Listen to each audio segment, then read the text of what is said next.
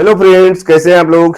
Study with N K Singh YouTube channel पर एक बार पुनः मैं आप सभी लोगों का स्वागत अभिनंदन करता हूं। भारतीय राज्य व्यवस्था में मौलिक अधिकारों की श्रृंखला के अंतर्गत हम आज चर्चा करने जा रहे हैं राइट टू फ्रीडम अर्थात स्वतंत्रता के अधिकार पर। इसके पूर्व के लेक्चर में हमने अनुच्छेद 21 पर विस्तार से चर्चा की थी और आज हम इसी श्रृंखला को आगे बढ़ाते हुए शुरू कर रहे हैं। अनुच्छेद 21 का क्या है? अनुच्छेद 21 का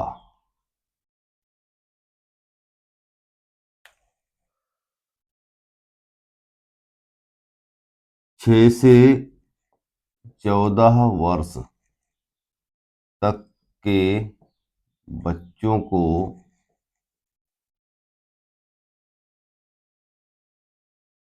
अनिवार्य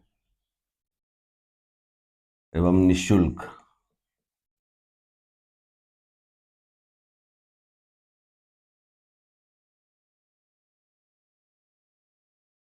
प्राथमिक शिक्षा। फ्रेंड्स, जैसा कि हम जानते हैं कि ये अनुच्छेद 21 का सन 2002 में तत्कालीन प्रधानमंत्री अटल बिहारी वाजपेयी के द्वारा जोड़ा गया था। इसे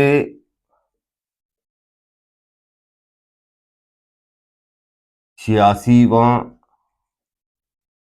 संविधान संशोधन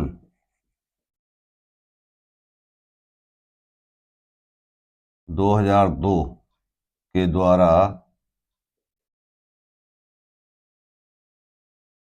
अटल बिहारी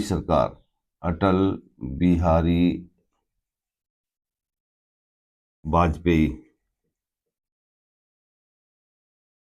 की सरकार द्वारा जोड़ा गया था।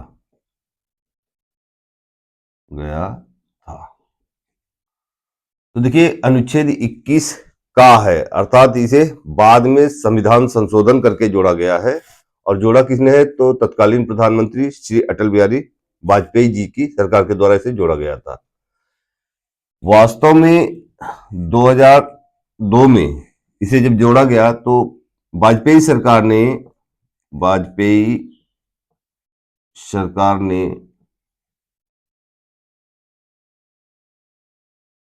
सुप्रीम कोर्ट के पूर्व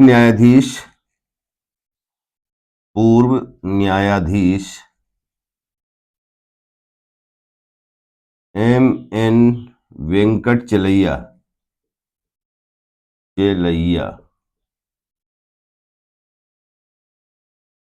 की अध्यक्षता में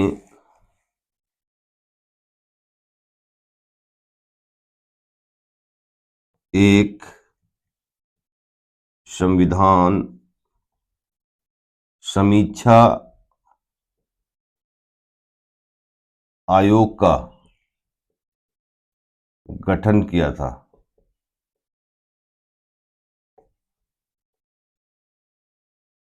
इस आयोग ने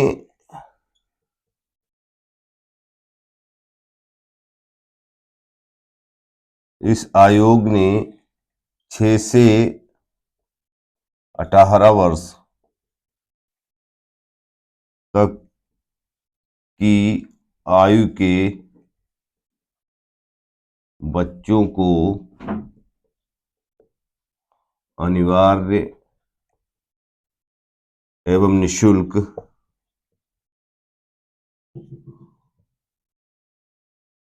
प्राथमिक शिक्षा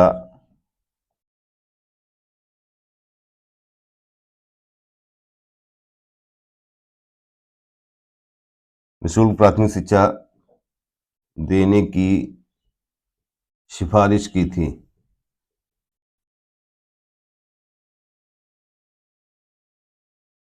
लेकिन सरकार ने आयोग की सिफारिशों को हूबहू नहीं माना। उसमें कुछ फेरबदल करके सरकार ने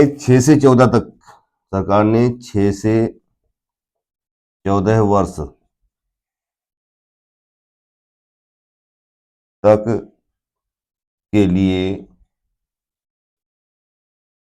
इस प्रावधान को स्वीकृति दी, के लिए इसे स्वीकृति दे दी। फ्रेंड्स, कहना ये चाह रहे हैं कि जब अटल बिहारी वाजपेयी जी की सरकार देश में थी तो उन्होंने संविधान की समीक्षा के लिए एक आयोग का गठन किया और उस आयोग की अध्यक्षता कर रहे थे पूर्व न्यायाधीश एम.एन. वेंकटचलैया सर। उन्होंने जब अपनी रिपोर्ट, अपनी सिफारिशें सरकार को सौंपी तो उन्होंने कहा उसमें कि 6 से 18 वर्ष तक के बच्चों को अनिवार्य और निःशुल्क प्राथमिक शिक्षा देनी चाहिए। लेकिन सरकार ने हूबहू सिफारिशों को नहीं माना, उसमें थोड़ा सा फेरबदल करके 6 से 14 वर्ष तक के बच्चों के लिए इस प्रावधान को स्वीकृति दे दी। तो एक ये बाद में जोड़ा गया था 86वां संविधान संशोधन 2002 में अटल बिहारी वाजपेयी सरकार के द्वारा। इसलिए इसे हम अनुच्छेद 21 का के अंतर्गत पढ़ते हैं। स्क्रीनशॉट लेना चाहते हैं तो ले सकते हैं। अब चर्चा को आगे बढ़ाते हैं।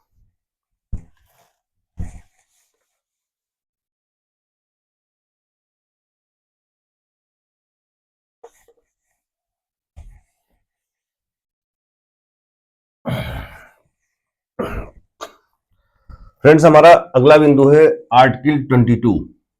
Article 22 protection from arbitrary arrest and detention.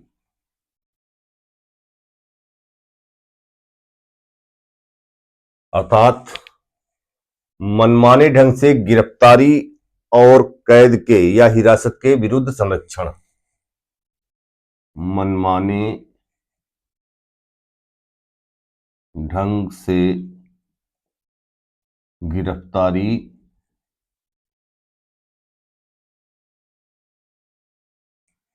एवं हिरासत के विरुद्ध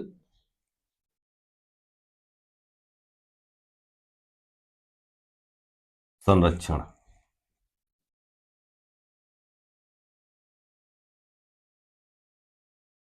इसके अंतर्गत हम दो प्रकार के डिटेंशन को पढ़ते हैं, दो प्रकार की हिरासत पर चर्चा करते हैं। देखिए, इस आर्टिकल 22 के अंतर्गत दो चीजों को देखना अनिवार्य हो जाता है। पहला है प्रिवेंटिव डिटेंशन या लॉ। इसे हम निवारक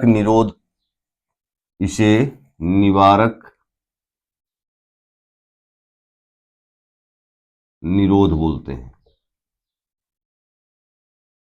और दूसरा है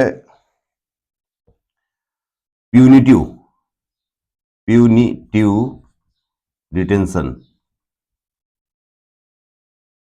या इसे लाभ, इसे हम बोलते हैं दंडात्मक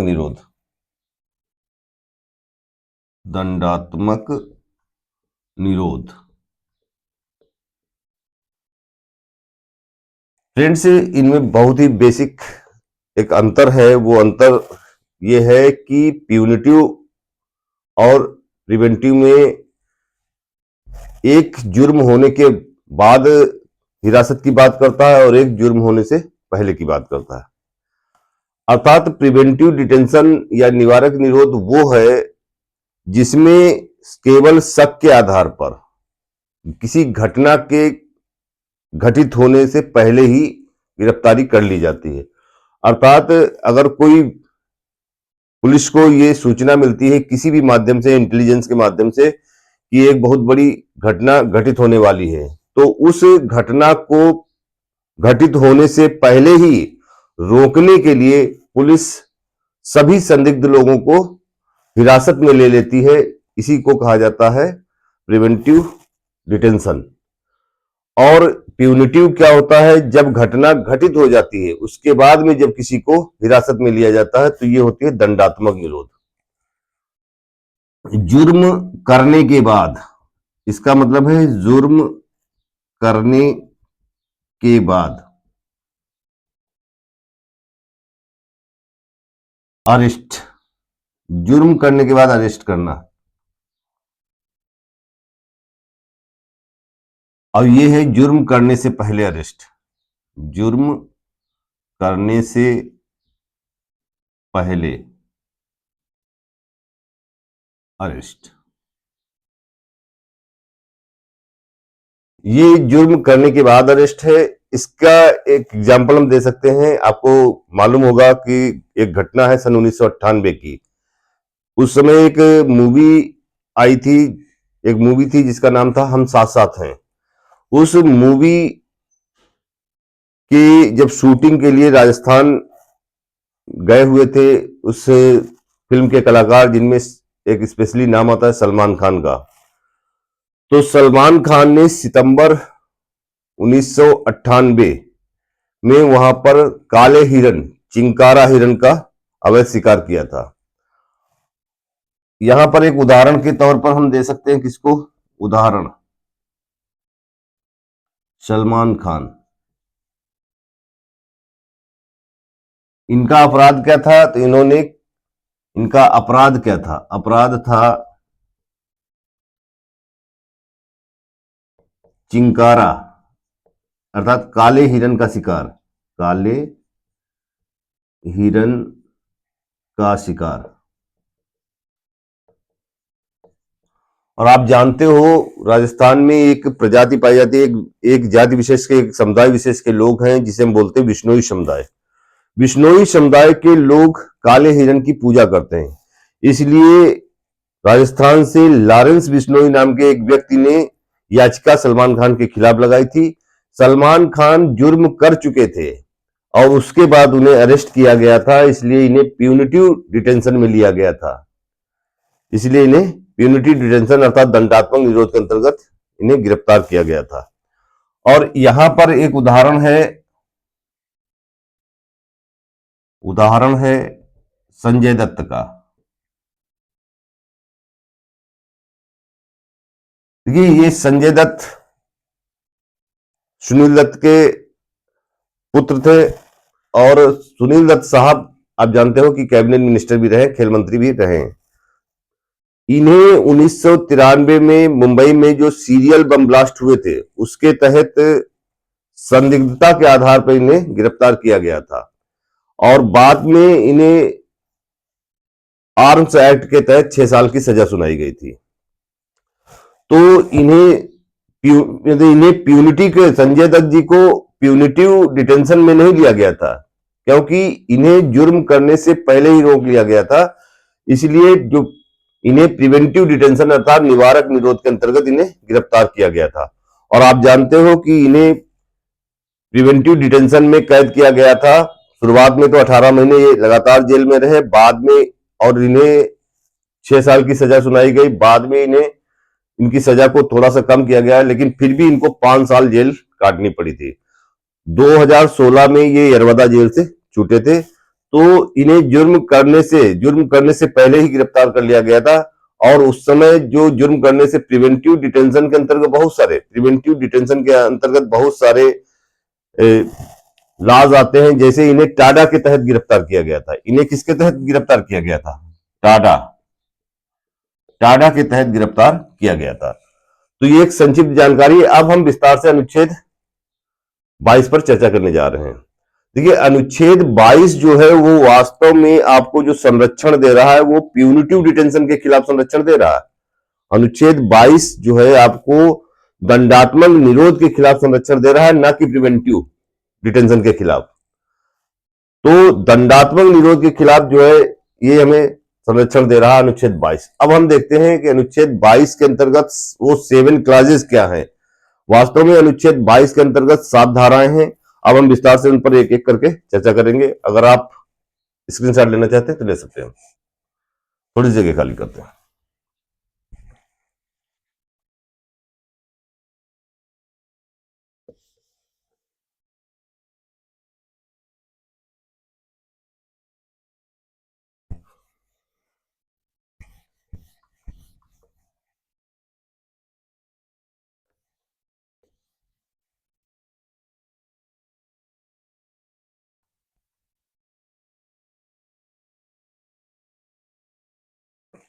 देखिए आर्टिकल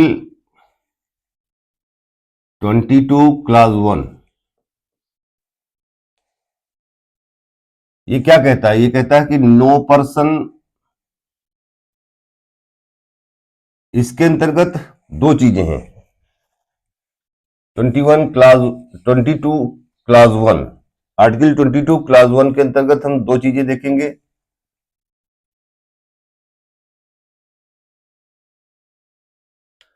पहला बिंदु है इसके अंतर्गत, no person can be arrested और detained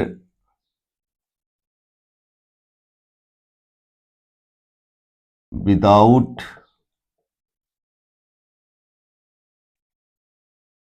providing the reason for the same. अर्थात किसी भी व्यक्ति को उसकी गिरफ्तारी का कारण बताए बिना गिरफ्तार नहीं किया जा सकता है। किसी भी व्यक्ति को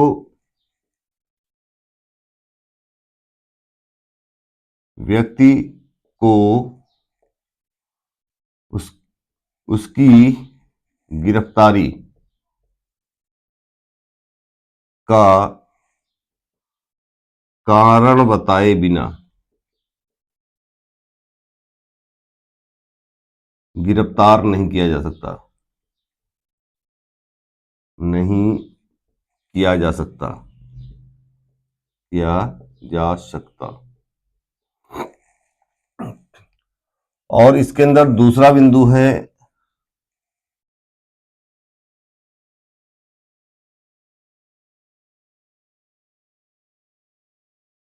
the person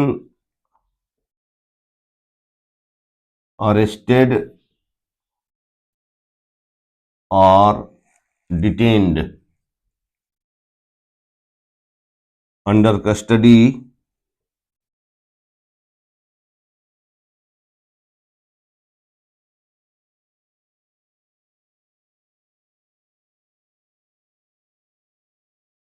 is entitled to consult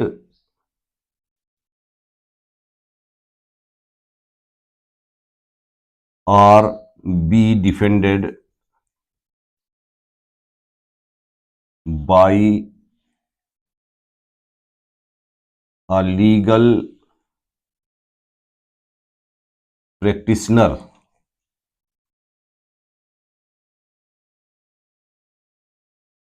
of his choice।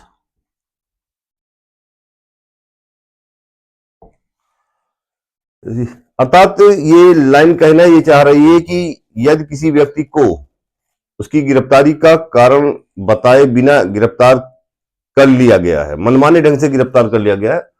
नियम तो ये कहता है कि किसी भी व्यक्ति को अगर गिरफ्तार किया करना है तो उसे उसका कारण बताना पड़ेगा, लेकिन अगर किसी व्यक्ति को मनमाने ढंग से गिरफ्तार कर लिया गया है तो इसका दूसरा बिंदु ये कहता है कि उस व्यक्ति को अपनी मनपसंद के वकील से सलाह लेने का अधिकार है। अपने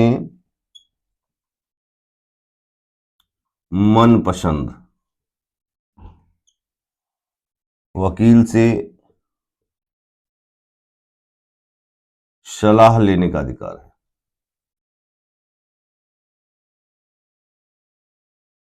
अधिकार है। तो आर्टिकल 22 क्लास 1 अर्थात अनुच्छेद 22 की धारा 1 में ये दो बातें कही गई। धारा 1 है लेकिन बातें दो हैं। एक है कि किसी भी व्यक्ति को उसकी गिरफ्तारी का कारण बताए बिना उसे गिरफ्तार नहीं किया जा सकता, उसे हिरासत में नहीं लिया जा सकता।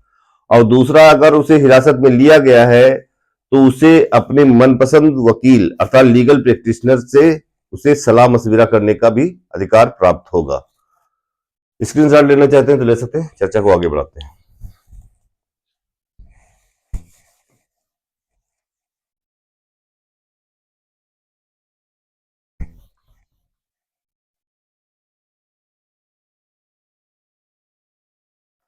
हमारा अगला बिंदु है आर्टिकल 22 क्लास 2। आर्टिकल 22 क्लास 2 क्या कहता है, देखिए। The person arrested or detained in custody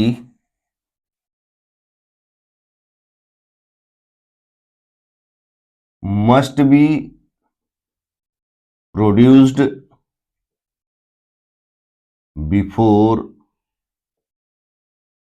the nearest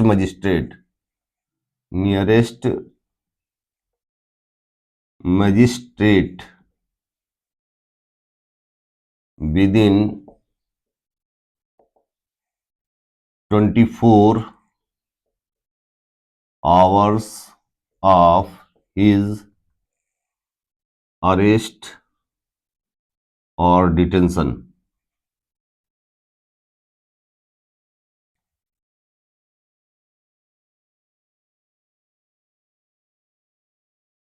और डिटेंशन ये कह रहा है कि किसी भी व्यक्ति को अगर वो व्यक्ति कस्टडी में है या गिरफ्तार किया जा चुका है, उसे 24 घंटे के अंदर नजदीकी दंडाधिकारी के समक्ष प्रस्तुत किया जाना चाहिए। गिरफ्तार व्यक्ति को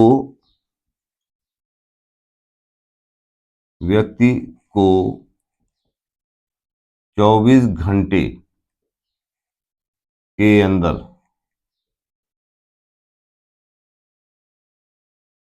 नजदीकी दंडाधिकारी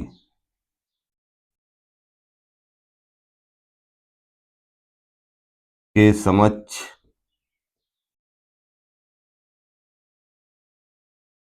प्रस्तुत किया जाना चाहिए। ये एक बात हो गई। एक बात और इसके अंतर्गत, the time period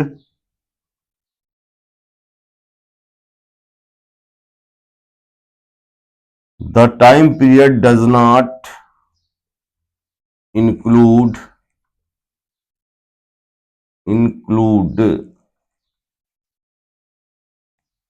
the time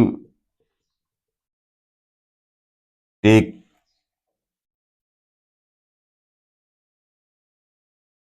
the time of travel taken from the place of arrest to the court of magistrate। अर्थात यदि किसी व्यक्ति को गिरफ्तार किया गया है आर्बिट्रेरी रूप से, अर्थात मनमाने ढंग से उसे गिरफ्तार किया गया है, तो गिरफ्तार व्यक्ति को 24 घंटे के अंदर नजदीकी दंडाधिकारी के समक्ष प्रस्तुत किया जाना चाहिए। लेकिन ये जो 24 घंटे का समय है, ये यात्रा के समय को छोड़कर है, यानी आने जाने के समय को छोड़कर। इसमें गिरफ्तारी के स्थान से मजिस्ट्रेट के कोर्ट तक लाने के समय को छोड़कर 24 घंटे का समय दिया गया है। अर्थात गिरफ्तारी स्थान से मजिस्ट्रेट का मतलब दंडाधिकारी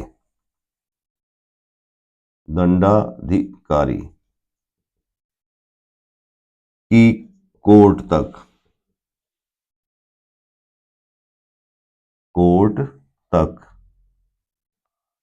लाने में लगे समय को छोड़कर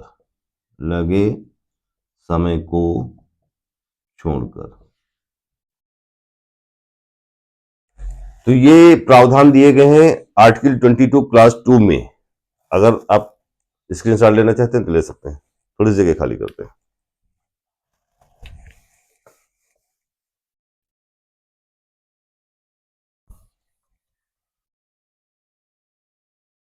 अब हम देखते हैं अनुच्छेद की धारा 22 की धारा 3 क्या कहती है। Article 22 class 3। देखिए, this is an exception. This clause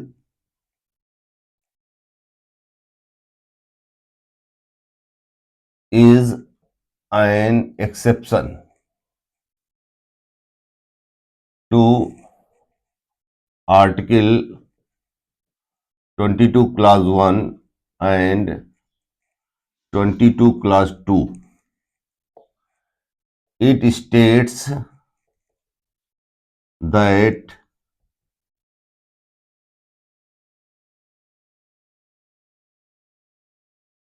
ये अनुच्छेद 22 की धारा 3 जो है 22 की धारा 1 और 2 के अपवाद के रूप में है।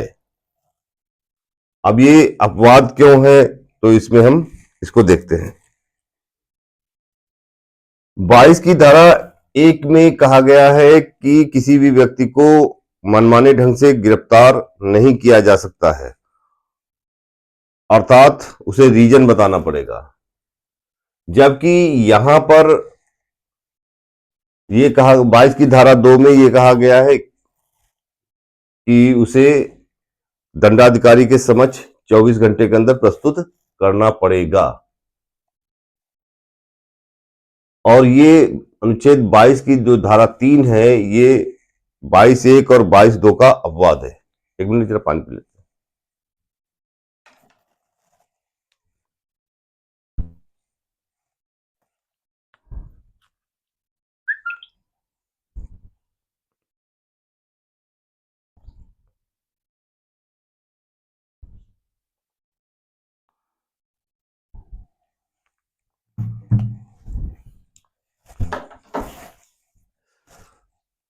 अब आगे हम देखते हैं कि 22 की धारा 1 और 22 की धारा 2 के रूप में अपवाद क्यों है। It state that the said clauses are not applicable. The said clauses are not applicable to number 1 an enemy alien or any person who has been arrested under preventive detention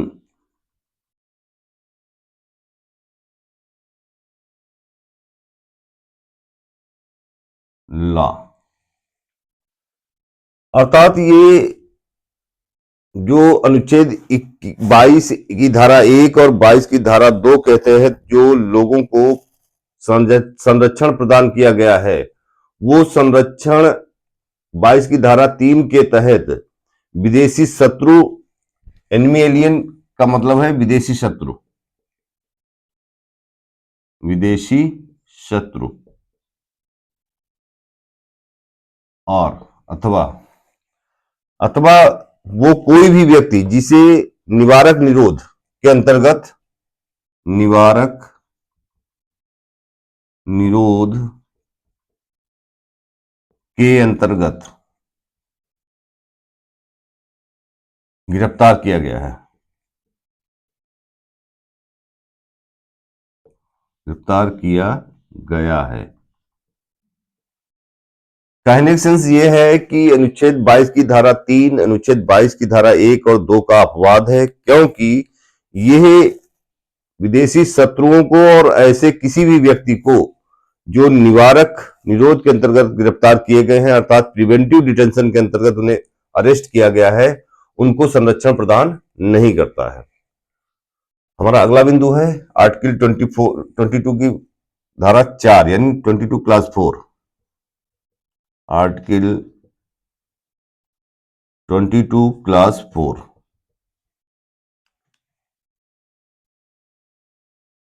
no person can be arrested, can be detained.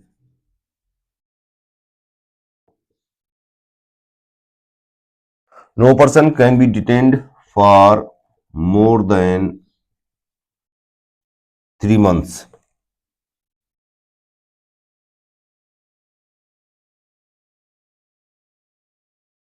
under any law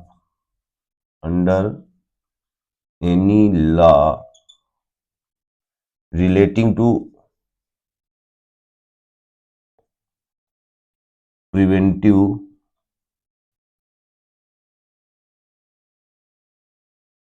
detention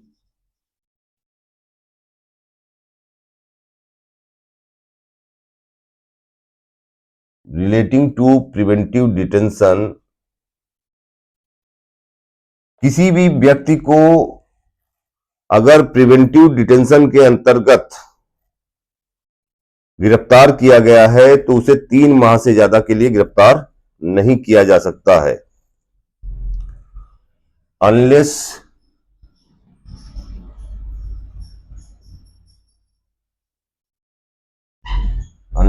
it has been opined by the advisory board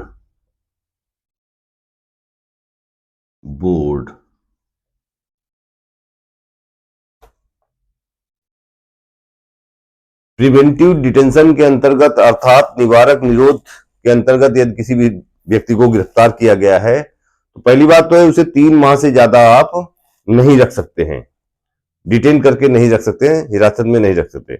और अगर यदि आपको 3 माह से ज्यादा उसे हिरासत में रखना है तो उसके लिए एक एडवाइजरी बोर्ड का गठन किया जाएगा और वो एडवाइजरी बोर्ड अपनी सिफारिश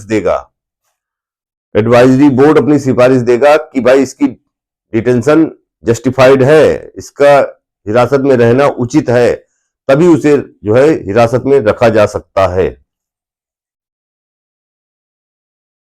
that his detention is justified।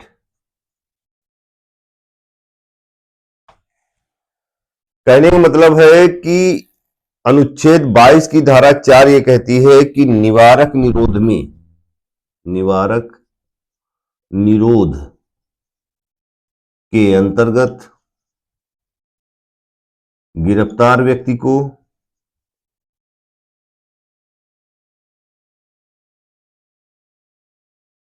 3 माह से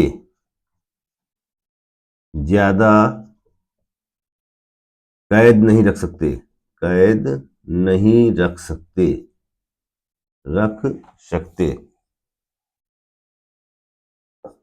यदि 3 माह से ज्यादा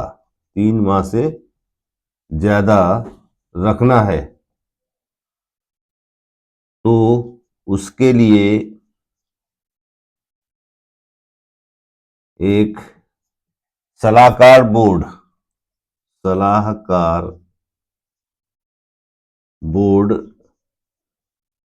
का गठन करना पड़ेगा जो यह बताएगा कि उसे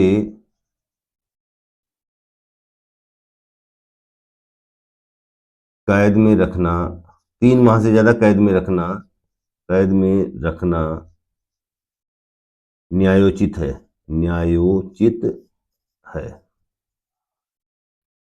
कहने का सेंस ये है कि आर्टिकल 22 क्लास 4 ये कहता है कि अगर किसी व्यक्ति को प्रिवेंटिव डिटेंशन के अंतर्गत गिरफ्तार किया गया है, निवारक निरोध के अंतर्गत उसे गिरफ्तार किया गया है, तो पहली बात तो ये है कि आप उसे 3 माह से ज्यादा डिटेन करके नहीं रख सकते, 3 माह से ज्यादा हिरासत में नहीं रख सकते।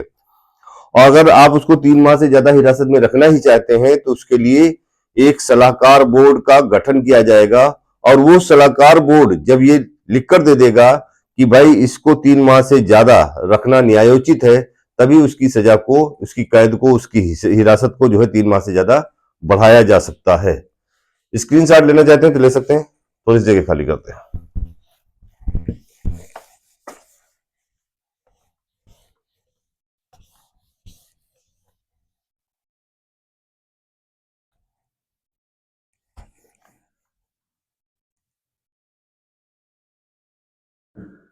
अब एक नोट देख लेते हैं जरा सा। जो ये सलाहकार बोर्ड है, एडवाइजरी बोर्ड, एडवाइजरी बोर्ड यानी सलाहकार बोर्ड कह लीजिए या परिषद कह लीजिए, जो भी कहना चाहें, सलाहकार बोर्ड, इसमें जो व्यक्ति होंगे वो हाई कोर्ट के जज होते हैं। हाई कोर्ट के यानी उच्च न्यायालय के। इसमें कौन होता है? तो इसमें सुप्रीम कोर्ट के जज नहीं होते, उच्च न्यायालय, हाई कोर्ट के जज होते हैं। हाई न्यायालय के न्यायाधीश होते हैं, न्यायाधीश। अर्थात जो ये एडवाइजरी बोर्ड बनता है वो हाई कोर्ट के जजेस से बनता है। अब हमारा अगला बिंदु है आर्टिकल 22 क्लास 5। आर्टिकल 22 क्लास 5 अर्थात अनुच्छेद 22 की धारा 5। 22 की धारा 5 क्या कहती है? It is mandatory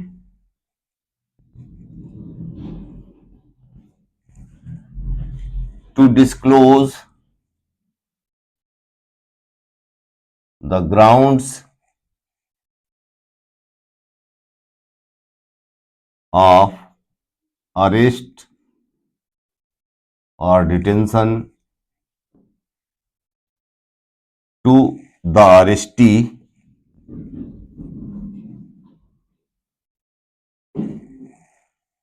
the arrestee अर्थात जो व्यक्ति गिरफ्तार किया गया है या डिटेन किया गया है, अर्थात हिरासत में लिया गया है, उसे उसकी हिरासत का ग्राउंड बताना पड़ेगा, ये अनिवार्य है। हिरासत में लिए गए व्यक्ति या कैद, हिरासत में या कैद किए गए व्यक्ति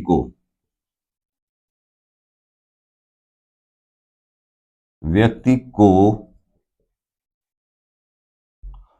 गिरफ्तारी का आधार, गिरफ्तारी का आधार बताना अनिवार्य है। बताना अनिवार्य है, बताना ही पड़ेगा उसे कि भाई उसे किस लिए डिटेन किया गया है। तो ये क्लास है 5, आर्टिकल 22 का क्लास 5 है ये। अगला हमारा बिंदु है आर्टिकल 22 क्लास 6। इसमें ये कहता है कि the detaining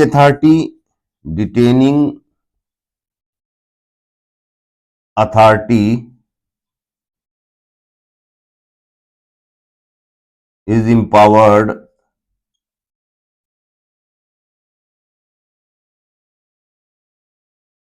to not disclose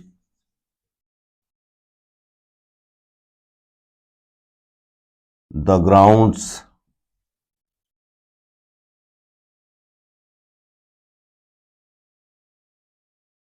of arrest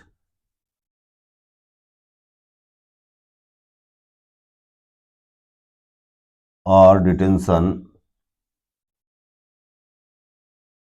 in public interest।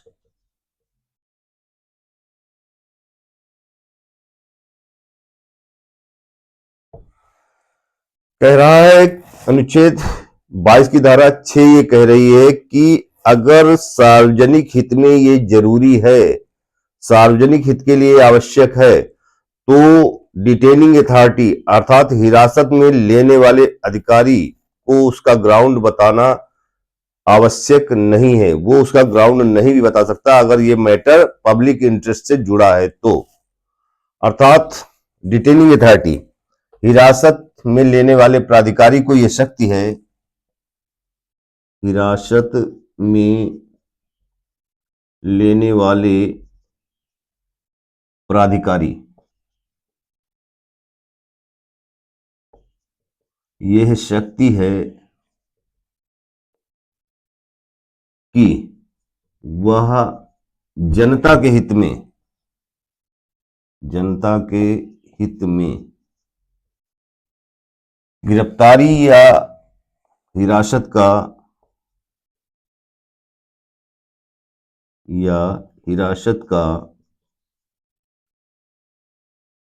कारण ना बताए। तो फ्रेंड्स, ये है आर्टिकल 22 क्लास 6। अगर आवश्यक है, ऐसा लगता है गिरफ्तार करने वाले प्राधिकारी को कि जनता के हित में इसकी गिरफ्तारी का कारण बताना उचित नहीं है, तो वो नहीं भी बता सकता है। ये ऐसी बात बोली गई है अनुच्छेद 22 की धारा 6 में। स्क्रीनशॉट लेना चाहते हैं तो ले सकते हैं। थोड़ी जगह खाली करते हैं।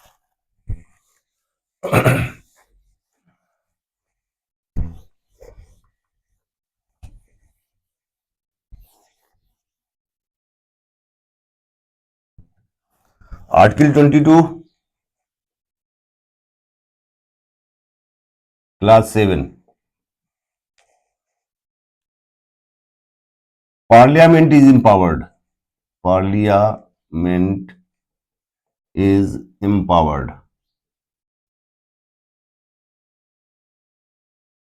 Parliament is empowered to prescribe the circumstances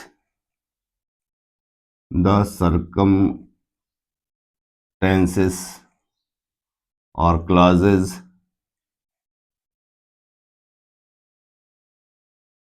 under which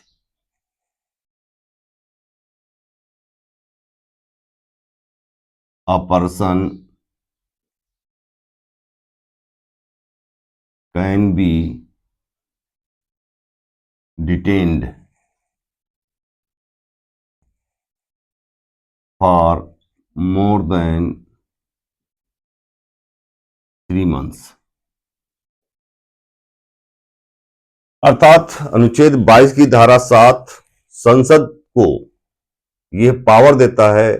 यहां पर ये पार्लियामेंट आब्लिक स्टेट भी कर सकते हो यहां पर, और स्टेट, क्योंकि ये स्टेट को भी कानून बनाने का पावर है और पार्लियामेंट को भी, संसद को भी। तो संसद या राज्य को यदि किसी भी व्यक्ति को 3 माह से ज्यादा कैद में रखना है, यानी अगर 3 माह से ज्यादा कैद में रखना है, लंबे समय तक उसको कैद में रखना चाहते हैं, तो उसे ये कानून बनाने का अधिकार जो है वो संसद को होगा या फिर राज्य विधानमंडल को होगा। तो ये 3 माह से ज्यादा की हिरासत के लिए संसद या राज्य विधानमंडल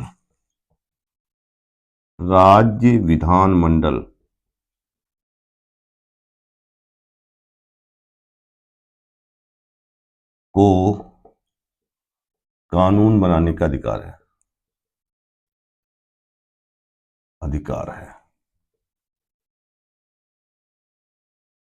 तो फ्रेंड्स, ये थे अनुच्छेद 22 के धारा 7। हमने एक एक करके अनुच्छेद 22 के सभी क्लाजों पर चर्चा की। आप जानते हो, मैंने अभी चर्चा की पूर्व में कि अनुच्छेद 22 को 2 हिस्सों में तोड़ के पढ़ा जाएगा। एक हिस्सा है उसका प्रिवेंटिव डिटेंशन, अर्थात निवारक निरोध अर्थात वो ऐसी हिरासत, ऐसी कैद जिसमें व्यक्ति को जुर्म करने से पहले ही कैद कर लिया जाता है, अरेस्ट कर लिया जाता है। अर्थात कोई अप्रिय घटना न घटित हो, केवल शक के आधार पर, संदिग्धता के आधार पर व्यक्ति को गिरफ्तार कर लिया जाता है। जैसे इसका एक बेस्ट एग्जांपल था संजय दत्त का। और दूसरा है प्यूनिटिव डिटेंशन, दंडात्मक निरोध। ये इसके अंतर्गत अपराध के होने के बाद में, जुर्म के होने के बाद में गिरफ्तारी की जाती है। और इसका बेस्ट एग्जाम्पल था सलमान खान का काले हिरण का अवैध शिकार करना। अब हम देखेंगे समय समय पर हमारे देश में निवारक, और इसमें आपको एक बात ध्यान रखना है ये कि ये प्यूनिटिव लॉ या प्यूनिटिव डिटेंशन से कहीं ज्यादा खतरनाक जो है वो प्रिवेंटिव डिटेंशन है। क्योंकि प्यूनिटिव डिटेंशन में अर्थात दंडात्मक निरोध के अंतर्गत व्यक्ति को 24 घंटे के अंदर जो है उसे मजिस्ट्रेट के सामने पेश कर दिया जाएगा। अर्थात अनुच्छेद 22 की धारा जो 2 है वो दंडात्मक निरोध के विरुद्ध संरक्षण प्रदान करती है, जबकि 22 की धारा 4 जो है वो निवारक निरोध के विरुद्ध में संरक्षण प्रदान करती है। क्योंकि 22 की धारा 4 में ही ये कहा गया है कि किसी भी व्यक्ति को 3 माह से ज्यादा आप नहीं रख सकते हैं, और अगर आप उसको 3 माह से ज्यादा रखना चाहते हैं तो एक एडवाइजरी बोर्ड का गठन करना पड़ेगा, और एडवाइजरी बोर्ड ये सिफारिश करेगा कि भाई इसको हिरासत में रखना न्यायोचित है, तभी उसकी हिरासत को बढ़ाया जा सकता है। तो कहने का तात्पर्य यह है कि अनुच्छेद 22 की धारा 1 और 22 की धारा 2, इसके अंतर्गत 22 की धारा 2 जो है वो प्यूनिटिव डिटेंशन के विरुद्ध संरक्षण प्रदान करता है, जबकि 22 की धारा 4 प्रिवेंटिव डिटेंशन के खिलाफ संरक्षण प्रदान करता है। अब हम देखेंगे कि समय समय पर हमारे देश में कौन कौन से निवारक निरोध कानून बने।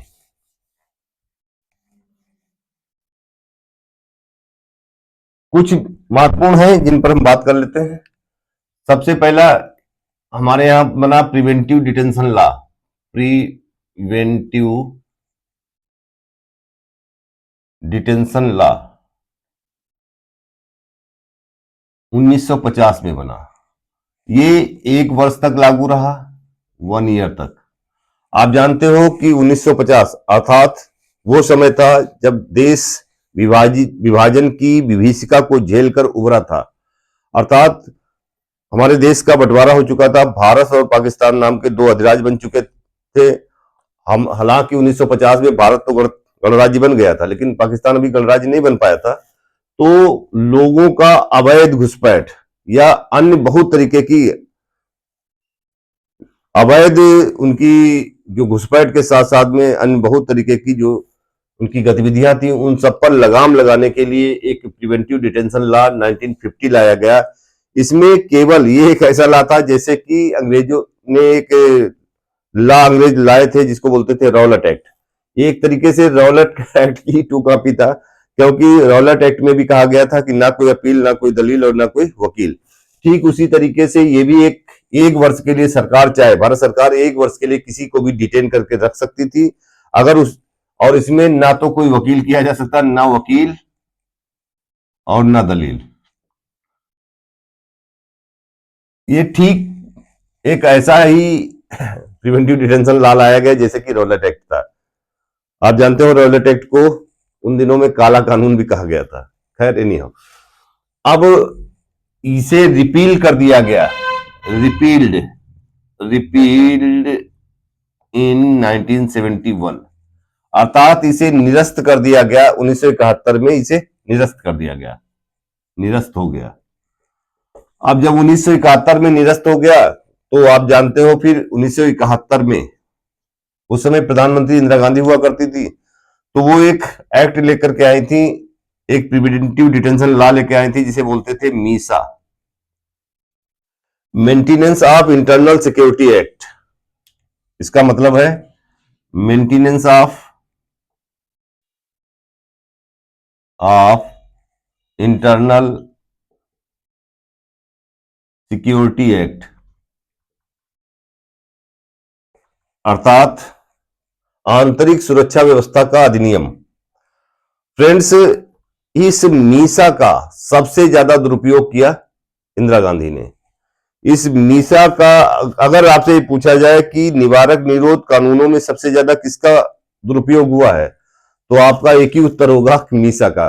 मीसा का सबसे ज्यादा दुरुपयोग इंदिरा गांधी ने किया, और इमरजेंसी के दौरान आप जानते हो 25 जून 1975 को आंतरिक अशांति के आधार पर राष्ट्रीय आपात की घोषणा करवा दी गई थी, और उस दौरान लोगों को, विपक्ष के लोगों को और अन्य सभी लोगों को जेल में ठूसा गया था, तो इसी मीसा के दौरान, अर्थात मीसा का चार्ज लगा करके ही उन्हें अंदर डाला गया था। तो अब इसका इसका निरसन इसका निरसन मतलब ये भी रिपील हो गया। निरसन कब हुआ? तो 1978 में, जब मोरारजी देसाई की सरकार आई, जब इमरजेंसी हटी, और इमरजेंसी हटने के बाद इंदिरा गांधी जब पैदल हो गई, अर्थात वो चुनाव हार गई, मोरारजी देसाई प्रधानमंत्री बने, तो उन्होंने इस मीसा का को रिपील कर दिया गया, अर्थात इसे निरस्त कर दिया गया। अब आप जानते हो कि फिर अगला हमारा नियम आएगा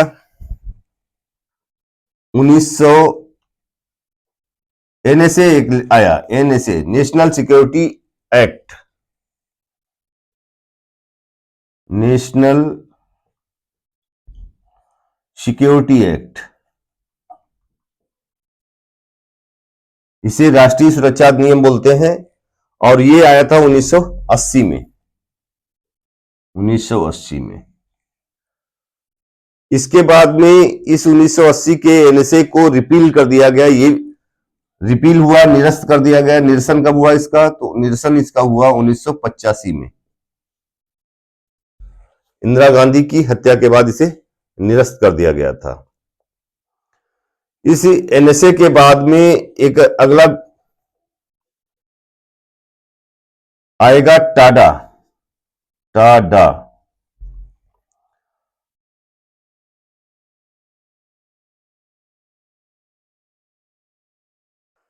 टेररिस्ट एक्टिविटीज डिसरप्टिव एक्ट बोलते हैं इसको।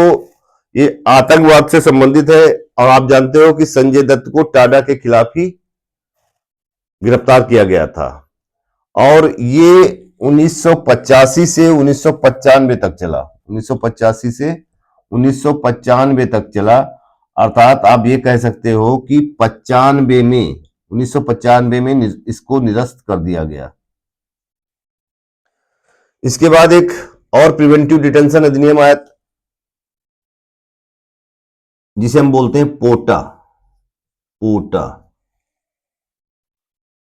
अब ये जो पोटा है, ये 2002 से 2004 तक चलेगा, ठीक है।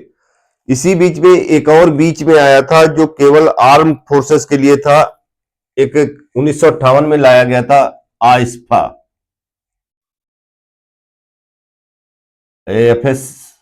एएफएसपीए, एफएसपा बोलते हैं, आर्म्ड फोर्स सिक्योरिटी, ये armed forces security power act है, armed forces security power act. Actual में ये स्पेशली सैन्य से संबंधित है, सेना से संबंधित ये एक अधिनियम लाया गया था, जहां पर सेना को बहुत ज्यादा पावर दे दी गई थी। और ये, इसकी खूबी सिर्फ इतनी है कि ये पूरे देश में नहीं लगे, ये किसी क्षेत्र विशेष में ही लागू किया जा सकता है। तो ये कुछ समय समय पर हमारे यहाँ कुछ प्रिवेंटिव डिटेंशन, जो निवारक निरोध के कानून आए, जैसे प्रिवेंटिव डिटेंशन लॉ आया 1950 में, निरस्त हो गया 1 साल बाद, फिर मीसा आया, फिर एनएसए आया, फिर टाडा आया, फिर पोटा आया, फिर और बीच में ही ये शायद 1958 में एफएसपीए आया था, लेकिन ये सेना से संबंधित है, और ये सब जगह लागू नहीं होता, केवल क्षेत्र विशेष पे लागू होता है। तो ये कुछ चर्चा थी अनुच्छेद 22 के तहत। एक बार पुनः मैं एक बात कर करके अपनी वाणी को विराम दे रहा हूं कि जो अनुच्छेद 22 है, आप जानते हो, protection from arbitrary arrest and detention, मनमाने ढंग से गिरफ्तारी या हिरासत के विरुद्ध में ये अधिनियम, ये हमारा अनुच्छेद है। और इस अनुच्छेद को 2 भागों में तोड़ के पढ़ा जाता है। एक भाग है इसका प्रिवेंटिव डिटेंशन, या अर्थात निवारक निरोध, और एक भाग है इसका प्यूनिटिव डिटेंशन, अर्थात दंडात्मक निरोध। दंडात्मक निरोध उतना घातक नहीं है, अर्थात उतना नुकसानदायक नहीं है। दंडात्मक निरोध के अंतर्गत गिरफ्तारी तभी होगी, अर्थात जब जुर्म हो चुका होगा। अगर कोई व्यक्ति जुर्म कर चुका है तब उसकी गिरफ्तारी हो रही, तो वो प्यूनिटिव में जाएगा। और अगर सरकार को या राज्य को ऐसा लगता है, ऐसी सूचना मिलती है पुलिस को कि भाई कोई जुर्म या कोई आतंकवादी घटना घटित होने वाली है, तो उस घटना के घटित होने से पहले ही अगर गिरफ्तार कर लिया जाता है, तो उसे हम प्रिवेंटिव डिटेंशन बोलते हैं। तो इसी के साथ मैं अपनी वाणी को विराम दे रहा हूं। अगर आपको वीडियो अच्छा लगा हो तो इसे लाइक करें, शेयर करें और सब्सक्राइब करें। मिलते हैं नेक्स्ट वीडियो में, तब तक के लिए जय हिंद।